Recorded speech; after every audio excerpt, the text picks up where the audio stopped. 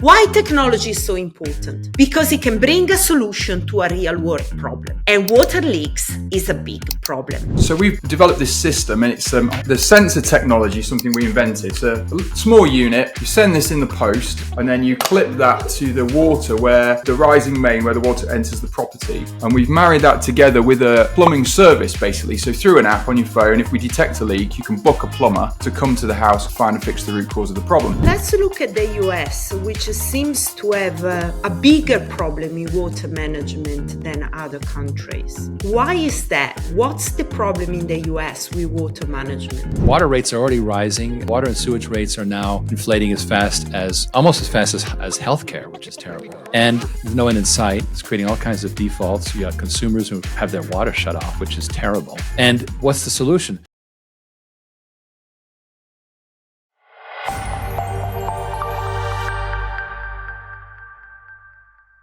Do you know there is domestic water leaks waste of 1 trillion gallons every year in the US? Well, water management is a massive problem, and how new technology can help and can bring a solution. I'm welcoming back on the show Riggs Eckelberry, CEO of OriginClear, and Craig Foster, CEO of Ondo InsurTech. Before we get into the show, I ask you, if you are not part of our community, please join us, subscribe to our YouTube channel and podcast, and follow us on social media to stay up to date with our news and interviews, but also share feedback with us. You can always send me a DM or an email at steffi@financialfox.news. Finally, all the content here is for informational purposes only. We don't give any investment advice.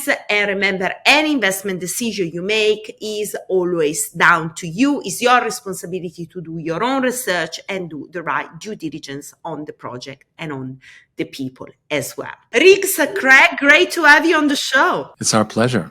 Thanks for inviting us. So this is going to be an interesting discussion because always on the channel, I interview different kind of leaders and founders in the technology space. And there is always the point about why we are doing all this tech innovation, right? We are actually trying to solve real world problems, right? So let's try to go down to earth and talk about something that really has got an impact on our daily life, on our society, on our economy. So I'm really excited to have this discussion with you today and talk about the problem of water, which is a big problem in the US, maybe more than in other countries, but is also in the UK and in Europe, basically everywhere.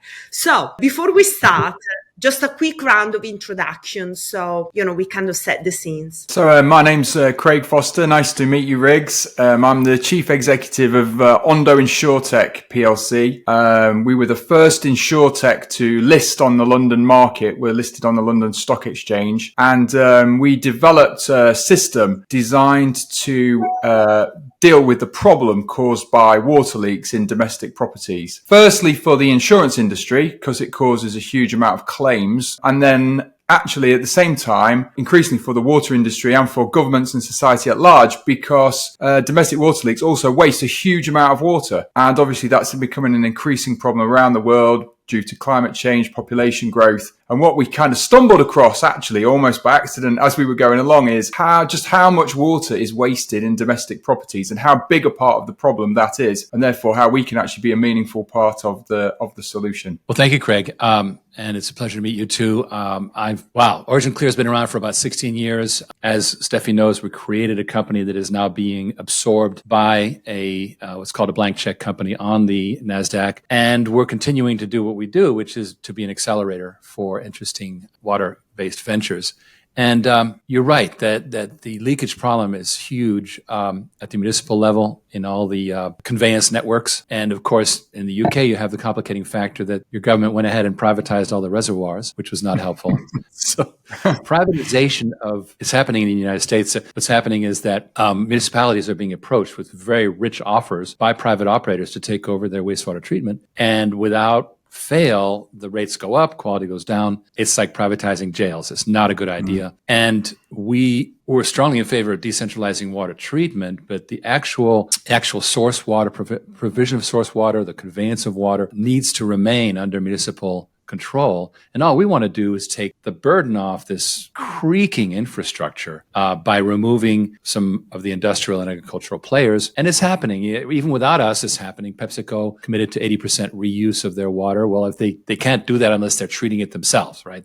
You're not going to recycle unless you are doing it on site. And I don't think in the UK it's much better. There's not a lot of recycling going on. Now, I wanted you to comment a bit about the situation in the UK, because Riggs, you brought up an interesting point about privatization. And, at the end of the day, you need to have the right partner, the right direction as well to solve this problem, and maybe privatization is a challenge. Don't know, Craig, what you think? Yeah, well, it's a hot topic at the moment in the UK, and there's a few things that are interesting about the situation in the UK. I think one is I heard it described. I was on a podcast the other day with some guys from the water industry, and they described it as the kind of the rain paradox in the UK. Because it rains all the time, everyone thinks of water as being an endlessly renewable resource, and we can't possibly be somewhere that's short of water. But actually, because the population density is so high in the UK, and because the population keeps growing, and you marry that with climate change and more extreme weather events, which the UK is a victim of like everywhere else, the two things are adding up to that we are heading towards a crisis, and it's not widely accepted among the general public at the moment. But the powers that be in government and in the water industry can really clearly see that day zero is not in the too distant future. So we need to make some quite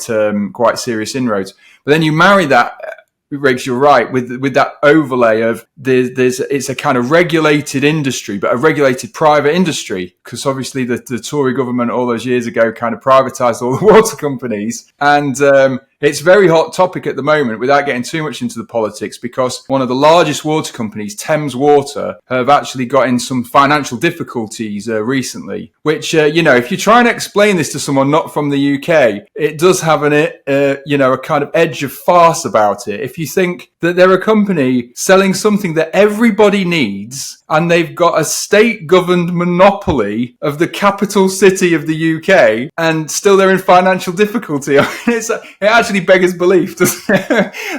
Imagine not being able to make enough money out of a company where you've got a state-approved monopoly over something that everybody needs. Well, part of the problem, of course, I think that people have greatly underestimated the amount of capital required to run a centralized water treatment system. And I maintain that we shouldn't even try. In other words, we need to distribute make businesses responsible for their own effluents. It seems like a common sense thing to do. The first part of the 20th century era was about, send it all to some giant central concrete facility. And that was the fashion. But it turns out, just like how mainframes are very inefficient, it turns out to be a very inefficient way to go. So on-site treatment by the polluters of their polluted water drastically can eliminate or unburden the central processors. I understand that water is free in Ireland, and it should be. It should be free everywhere for consumers. And that means that industry and agriculture need to be pulled away from the burden they're placing on the facilities. Maybe let's look at the US, which seems to have a bigger problem in water management than other countries. Why is that? What's the problem in the US with water management? Well, it's a problem of scale. I mean, I don't think we have a worse problem. I think that Craig will probably confirm that there's problems in the UK, but we have 5 times as many people. But the real issue is that this chronic underfunding of municipal water treatment. It's now close to $100 billion every year of unmet infrastructure capital requirements. And nobody's going to make that up. We spend it on everything else, but not that. And so what do? Water rates are already rising. Water and sewage rates are now inflating as fast as, almost as fast as healthcare, which is terrible. And there's no end in sight. It's creating all kinds of defaults. You got consumers who have their water shut off, which is terrible. And what's the solution? Well, it's not only the matter of budget, it's also a matter of, just as in the UK, you don't have room for large facilities anymore, unless you put them way out in the country, and then you have a piping problem and so forth. So, what we believe is look, don't try to spend more money on the central facility, unless it's to modernize it, of course. But in terms of scale, just take some of the work away. And it turns out that local businesses are very happy to do that because, number one, they control the price, the cost for them. Number two, they can recycle. which is gets more usage out of the water they pay for. And number three, it gets them out of the hair of the regulators, which I don't have that problem because I'm hairless, but I understand that it's a problem. So we've been told that. So companies are really happy to do this. It's a big trend over here. Now, this is totally different from the leakage problem, and I do want to circle back to that because that's a major issue as well. Yeah, so basically the infrastructure is completely unable to support, can we say that, is like broken. And there is no way that we can reinvent it or fix it, but we just need to add different layers, maybe decentralized layer or using new technology to kind of, find alternative solution, basically. Is that what, you suggest? Right. So whereas Craig has taken more of a technology-centric approach, technology is an adjunct for us. We use a modular form factor to downscale from utility size to business size. And we don't go too deep into what goes on inside the box, but we've made these boxes that are very drop in place. All the client has to do is set up a concrete pad with water and electricity, and the semi comes in, drops it in, plugs it in, and you're running. And I think that's essential to get widespread adoption, is to move towards a modular solution for on-site water treatment. It's happening a lot, for example, in housing developments in the United States, which in some areas are booming, and they're getting way ahead of sewage. And what do you do? So this is a simple, obvious solution. It's become affordable. And coming back to the leakage issue, because we also do the same thing in the area of pump stations, which is a major node for leakage throughout networks, is these pump or lift stations tend to leak a lot. We use high density polyurethane or polypropylene, depending on the temperature, to create these impermeable shafts that last a long time. And that also has become very, very popular. Greg, do you want to maybe talk a bit about the LeakBot? Yeah, sure. I mean, it's what Riggs is saying. There's lots of analogies in the UK. So there has been lots of clever use of technology on the kind of industry side infrastructure to reduce leakage. And I think a lot of the low hanging fruit, the easy gains, have already kind of been realized. So the window really for us started to open up because those easy gains have already been achieved on the kind of industry infrastructure. But the way that the regulation works in the UK, Riggs, is that the water utilities, they're not responsible for the pipe work once it goes past the stop tap into the customer's home. So there's not been a great deal of effort. There's been a little bit to try and encourage some kind of water efficiency, but there's not been a huge amount of emphasis by the regulator or the water industry in the UK to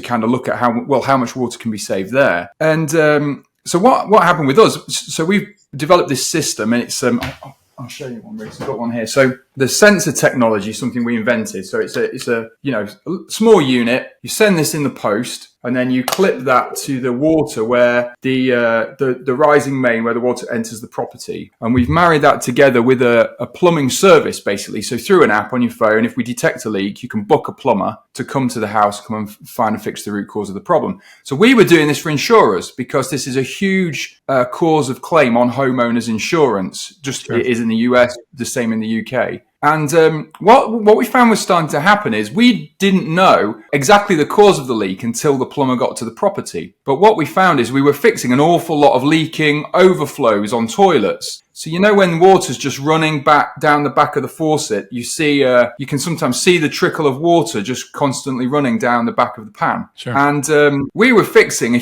loads of them. So like half of the things we were fixing was exactly that problem. And I was having to explain that away to the insurers because they were saying, why am I paying for this? I don't care. And we were saying, well, it's good for the environment and the homeowner's happy. So, we can't tell what it is until we get there. But then it was, over time, we started to understand that problem. And we realized those leaks waste anywhere between 200 and 400 litres per day. And 8% of toilets in the UK are leaking. So if you add up that leakage, it's enough in the UK to fulfill the annual needs of about just under 4 million people. And it actually, if you work out the kind of gap that they're forecasting in water that's required by 2030 or 2050, when we're going to have a problem, it can fulfill a massive part of the problem if we just fix those toilets. So we did a pilot with one water utility in the UK, and they said, look, I know you've designed this really with insurers in mind, but can we use it for this particular reason? So they're in the south of England where there's a particular amount, the problem with water is particularly regional. So like California in the US, the south of England is particularly water stressed. So we distribute some of these through the post to their customers in the Portsmouth area. And in 6 months, we reduced the leakage by 60%. And since we kind of announced those results, we did a kind of industry webinar alongside the regulator.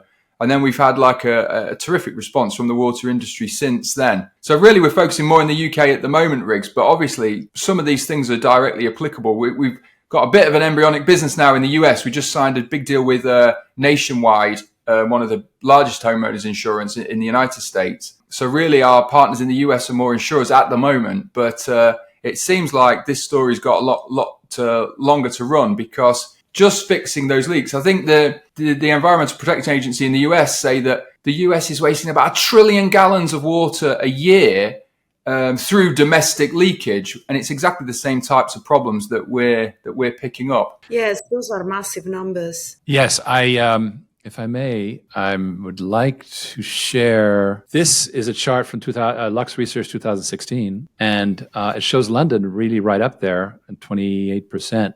Non-revenue water losses. That's horrendous, right? U.S. is not far behind at about 24%. In Chicago, New York, San Diego, it's several places on the list. So you're right that there's a big problem. And here's the issue, as you say, it's gigantic. And the last bullet point there is really what's happening is that they are charging high tariff rates to make up for this, which is really hurting all the end users. And so desalination is not really a solution, and recycling is not happening except in Tel Aviv, which, by the way, Israel at the far right of this is actually the most economical in terms of water loss, and they also recycle the most, almost 90% of their water. So that's an interesting picture. Problem with infrastructure, then there is a problem with the water lakes. And that's kind of like where we are trying to find a solution on a global scale, because we are talking about London, we are talking about the UK, we are talking about Europe. I mean, LeakBot is also in Sweden and in other countries, so like Denmark. So it's not just, one geographical area. Now, new technology, let's talk about that, because LeakBot is kind of like a new technology, Craig. Maybe you can describe it a little bit more. And then, Riggs, I know that you also, we discussed last time about blockchain. What I'm trying to think is that how we can leverage those emerging technology to help finding a solution to that.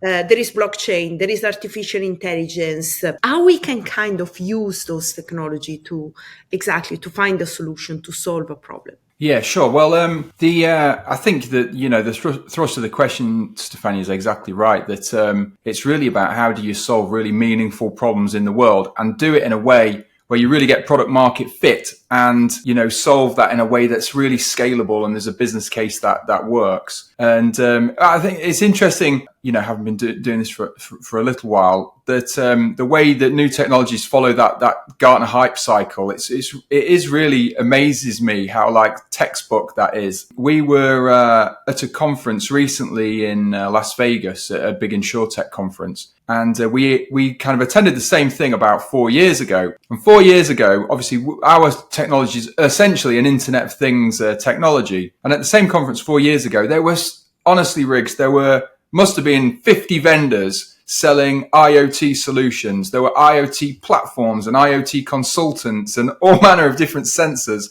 all aimed at the insurance industry, promising like this new world where IoT would solve all these problems. And what's interesting is how many of those solutions have disappeared and folded along the way. But now, when we were there a few weeks ago, there was just a few solutions standing that have really proven the test of time and, actually delivered something that is scalable and works. But what's interesting is the other solutions that were there, how, although, we were part of that Internet of Things wave, how we're all utilizing artificial intelligence as part of the solutions and part of what we're doing. But now you go to the conference and every vendor there is now an artificial intelligence business. There must have been 50 stands of AI solutions and AI platforms and AI consultants. And, it's just that's where the new venture money is all flooded, for good reason. But it's interesting how yeah, that's at the top of the hype cycle right now. But it's a bit of a path before you get to that plateau of productivity where those solutions are actually really generating something that's scalable and useful and making a big difference. If you have to use artificial intelligence for your technology, how can it be integrated? Well, there's a whole bunch of different ways. I mean, when we started out, the algorithm was effectively kind of traditional physics, really. So just Riggs, just to explain how it works, you know, the pipe that I showed you. So the technology is unique because there's a temperature thermistor here, and it's measuring the temperature of the water as it goes up the pipe. And there's a second temperature thermistor that's measuring the ambient temperature of where the device is located. And what we figured out is that when you use water normally, water runs through the pipe and you can measure the temperature of that water. When you're not using water and the water stood still, it goes back to the equilibrium point. So the algorithm is just comparing the delta between the two. The thing that we figured out is if there's a leak anywhere in a house, if there's a permanent movement of water, there's a permanent differential in the temperature. So that's basically how the solution works, and we own the IP on that all over the world. So in the early the physics as it's outlined in the early patents is basically fairly traditional physics, where you can plot an algorithm that will pick up that that signature. I think where artificial intelligence machine learning is particularly interesting is when you get to more and more complex deployments. If you keep building those iterations in through hard code, you're more and more increasing the chances of things going wrong as you scale and get more complex. And it's that type of thing that our AI lends itself to very well. But like any business, I think AI is having an impact immediately around content creation, around customer service. The prevalence of chatbots to kind of make solutions cheaper and deliver a better customer service, deliver the right information at the right time for customers. And I think that's the type of thing that all businesses everywhere will start to utilize. But I mean, the progression in the kind of utility of AI solutions, it was like 50 years in the making and then just exploded exponentially within like a year and a half. It's really incredible the progress recently made. Well, it's AI really is about adaptive networks when it comes right down to it. And it's been obscured by the large language models, which, they tend to complete the thought. Okay, that's, write me a script about, blah, blah, blah. That's the complete the thought kind of thing. But I think you and I would agree, Craig, that it's much more interesting what it can do for the management of networks, of load management, interesting things like that. And by the way, I think your device is very elegant, and I love the fact that you found an in with the insurance companies, so that gives you a stakeholder, which is the insurer, and so that's kind of your point d'appui. Where you're able to find a solid base of support. And I think that's brilliant, because what we found, the early phase of our company was very technology centric, but we had a hard time getting adoption in the water industry. We had a very good, it was basically a solids removal system using electrolysis, and it was very interesting and very productive.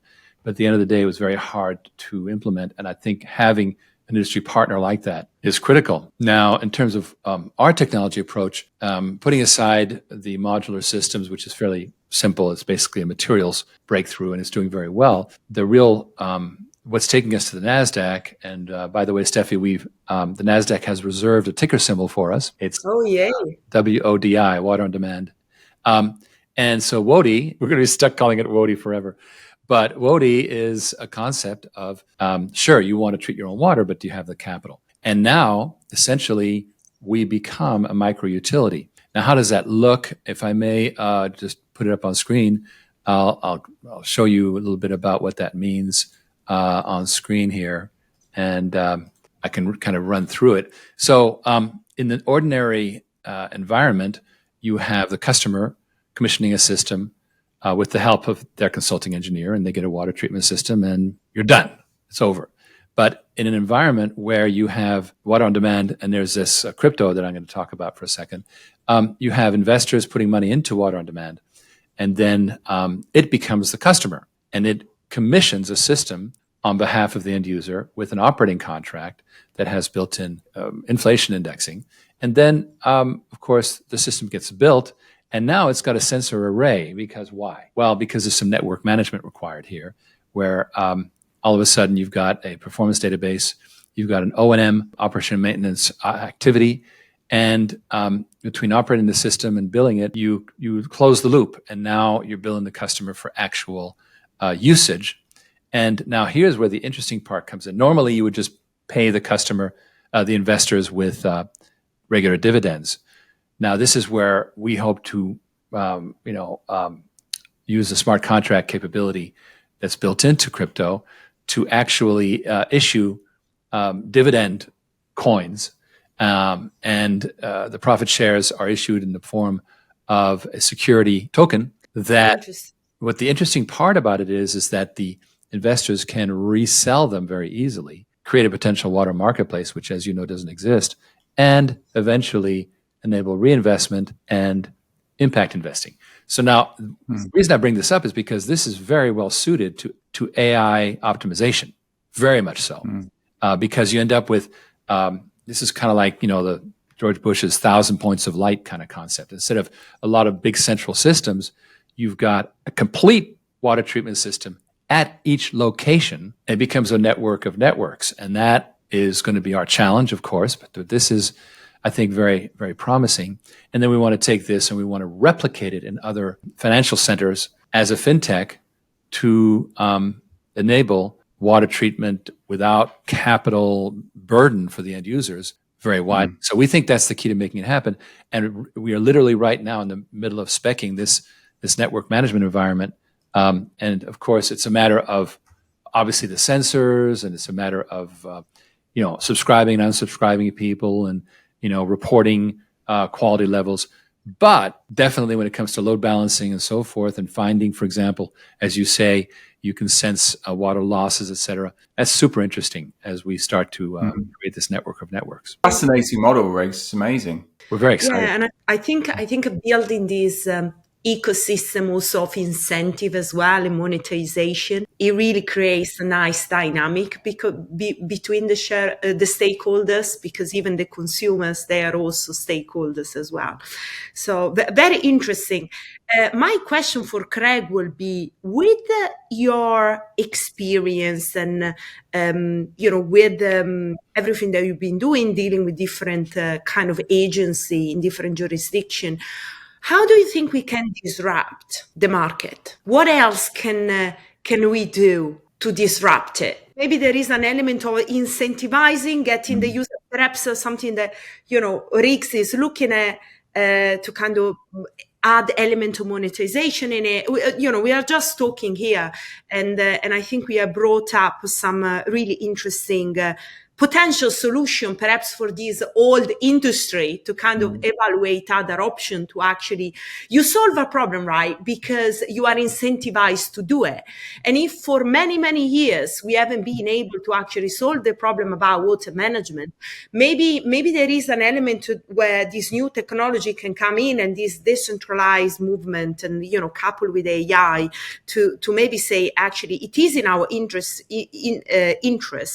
We are getting rewarded for that. So maybe that's is a call action which is stronger than just acknowledging a problem that maybe get worse and worse over the years. Yeah, well, I think Riggs's model, I'd love to understand that more, because it's really fascinating approach to it. I mean, what the thing that we see is we're kind of still on a journey of figuring this out, because like I said, the first thing we did was we're collaborating with the insurance industry. And when I say collaborating, they really are paying customer. Sure. And still in the if you're the guy running the profit and loss account on the home insurance book, you're still taking a bit of a bet that, okay, instead of just paying out the losses, you're going to invest in some technology to reduce those losses and hopefully make a return. And it's a financial calculation. And the risk is still on them at the beginning. So they always want to start small and test it and measure it against the cohort. And it takes a bit of time.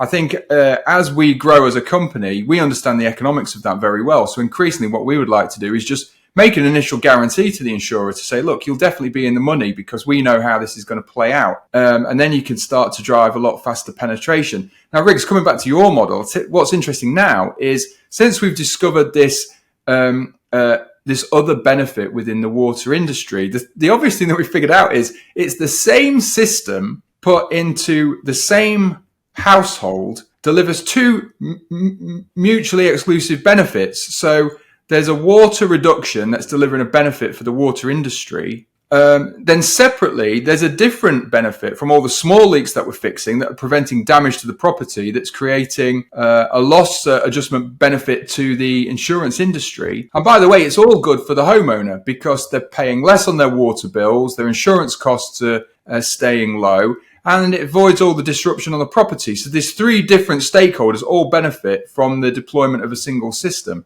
Now, the problem that we've got is, well, rather than just the insurers pay for it or just the water industry pay for it, surely if the costs can be split, because you don't have to share the benefit, you both get the same 100% of the benefit that you care about, but there's a way to split the cost on the system. Now, there's somewhere in there's a way to unlock really accelerated growth. Well, why wouldn't every house have one of these things? It's good for the environment. It's good for the person who owns the house. It's good for the government and for society at large because of the environmental benefit, and it's good for the people insuring it. But how you crack that's why, more radical thinking, Riggs, like you guys are doing is really, really interesting to me because it's a very, very interesting way of thinking about the kind of underpinning capitalization of how you fund the actual capital cost. And although the cost of our system is small on a per unit household, to do that over 10 million houses or 20 million houses still adds up to a big capital cost. What is the cost to your insurer? So in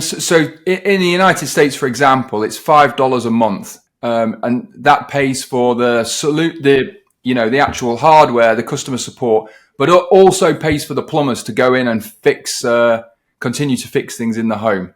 So that's a kind of all-encompassing cost, including the tradesmen going in and fixing stuff. Well, I like the fact you've got the plumbers because that's kind of your supercharger network. In other words, it's a proprietary barrier to entry for other players, right? If you've got the plumber relationship, that means someone else won't. And in a similar way, we've made the decision in this water on demand network to try not to try to build all the machines ourselves, but to delegate it to local water companies to both build and operate and maintain these, which of course makes you very popular to local water companies. It also allows us to scale as a pure fintech.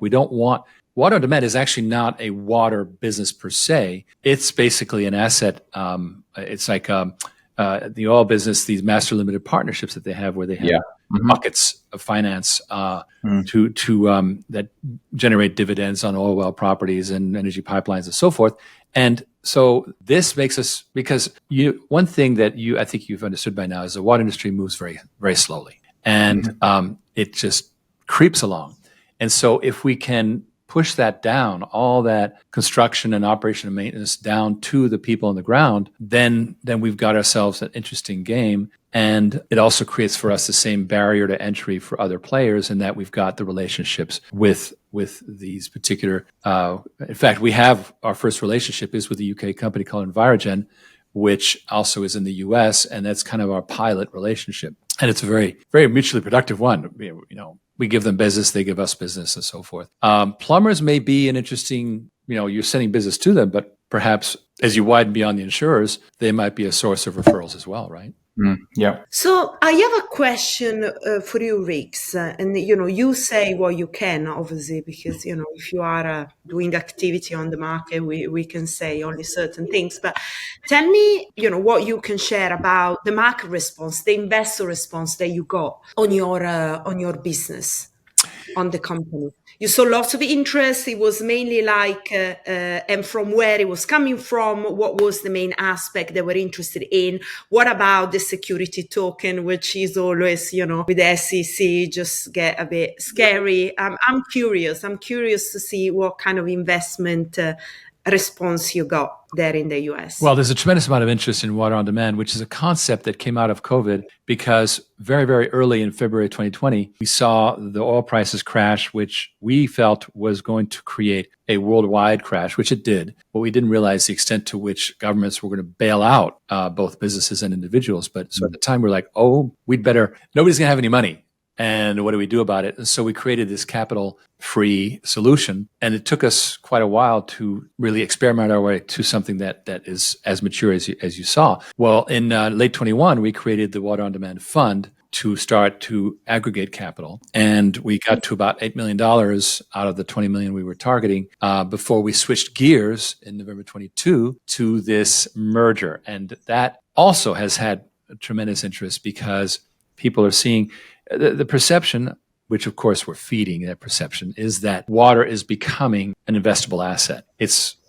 We've always thought of it as a governmental thing, like you buy municipal bonds or you buy shares in Veolia, but investing directly in water capital assets is brand new. And it's only possible because the government monopoly is breaking down. And so utilities are losing customers, and they're happy to, by the way. They're losing business customers to self-treatment. The utility's happy because they're getting treated water back. They're not getting dirty water. And at the same time, the business is happy. And then this additional layer of capital it's been very popular. People are excited because, the funny thing is that, and I think I speak for all of us, I'm not Ashton Kutcher. I don't have access to all the best deals out there. I saw him on the Airbnb investor list way early on, and he had something like a 480,000% gain or something crazy. But we don't have access to those deals. So ordinary investors are really, really sensitive to, well, where is there an opportunity that Bill Gates hasn't already done, or that Elon Musk hasn't already done? And water, for whatever reason, people are slow to realize that there is this decentralization happening. And we're 4 years ago, in 2016, I was like the prophet in the desert. It was nothing. Now we have CNN stories about the infrastructure. That's good. But we still are not arriving at the ultimate solution, which is, do-it-yourself treatment. And that is unfortunately the nature of how slow things go. But I believe that once it starts rolling, it'll get accelerate. And this is why I say that. Right now, all the growth in our conventional business is from clients that have already figured out their finance. In fact, when we go to them, we say, hey, we can do it without capital. They go, no, I'm fine. We figured it out. We're leasing, or we did an SBA loan, or whatever they did. And so we're having to go to people much earlier when they still have a problem. It's a brewery. They're being fined every day, or they're having to truck their effluent to some other county, and they haven't gotten to the solution yet. Those are the people. Well, that is a much larger audience than the people who figured it out. And I predict that it's going to be kind of like the lily pond that doubles the lilies in the lily pond that double every day, and the final day they go from half to full. That's what it's going to be, I believe. Craig, do you have anything you want to add on the investment? No, I think it's fascinating listening to Riggs. I think it's it's a very very exciting story. I can see it working. But how we can get, these government to kind of click and get more supportive and actually deploy the capital they say they are going to deploy in 5 years' time, because, is something that we should do it earlier rather than later. Is there anything you think, Craig, might need to happen, or you can push on in order to make, this capital available? Maybe it's the emerging technology aspect, I don't know. Or, what do you see being the trigger for this capital deployment? Well, I think going back to the UK situation, I think, there is some really good evidence from the UK regulator Ofwat putting their money where their mouth is. So they've created, I can't remember the exact number, it's a few £100 million of kind of innovation budgets that are available at the moment for kind of big projects that have got the opportunity to move the needle. And they've just created a further £100 million innovation fund specifically to drive water efficiency in the UK. So, they're funding Riggs all kinds of manner of kind of, a lot of the kind of, tech-based projects that, but deliver one of a kind of handful of goals that the regulator care about with regards to water treatment, water efficiency. So, as long as they keep finding, the right projects and keep deploying that funds, that is a good example of a regulator actually trying to do something to encourage the market. Well, it's also Australia was a great case because in the late 90s, they had a big drought and they did a couple things. One of the things they did was they encouraged people to get their own gray water treatment systems. And it was adopted with a vengeance. It was tremendous success. I think there were probably incentives for doing so. And unfortunately, we don't think in the U.S., we don't like to change the way we do things. So putting in purple pipes is like, oh my gosh, that's a whole other layer of complexity. And we don't, even now with all the droughts and so forth, we don't have the sense of urgency. And the other thing that they did was Melbourne put in a big desalination plant that was actually way over capacity. But as a result, they just don't have a water problem. That kind of prediction is unfortunately we don't have, I think, in the US and probably not in the UK either. Yeah, we do get a bit of insight at Ondo, Riggs, to some of those kind of nuances in kind of differences in plumbing and approaches. And we're doing a project with the largest insurance company in Australia at the moment, IAG, and they basically. The short version of the story is they kind of came to us and said, "Hey, great, we've selected your LeakBot solution to be our solution to solve this problem of water damage claims." And we said, well, hold up, because we don't think it works in Australia. We hadn't tested it there. And we found that the nuances in the plumbing is that, the stop tap's outside and it's at the end of the kind of driveway and there's lots of differences. So they said, look, we'll fund the project, come and do the R&D project and develop it for Australia. And we'll fund that and we'll work together over in this market.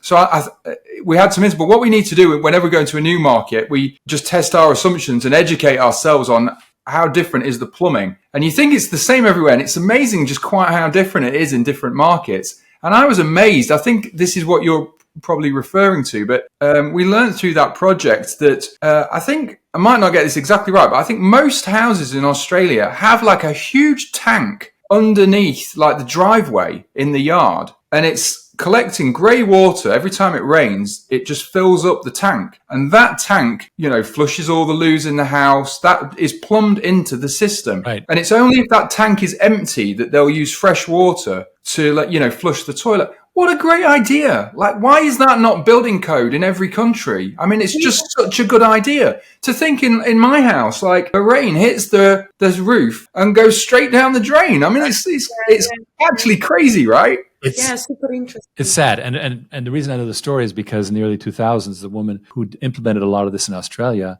came to the US trying to commercialize it. She got nowhere. I mean, it's only $4,000 or $5,000 per house. It's not that much money at the time anyway. It's probably about $9,000 now. But the point is, it's not a huge amount of money and it would have a huge effect. But remember that, in Los Angeles until very recently, the Department of Water and Power did not allow you to have a rain barrel. You were not legally allowed to collect water yourself.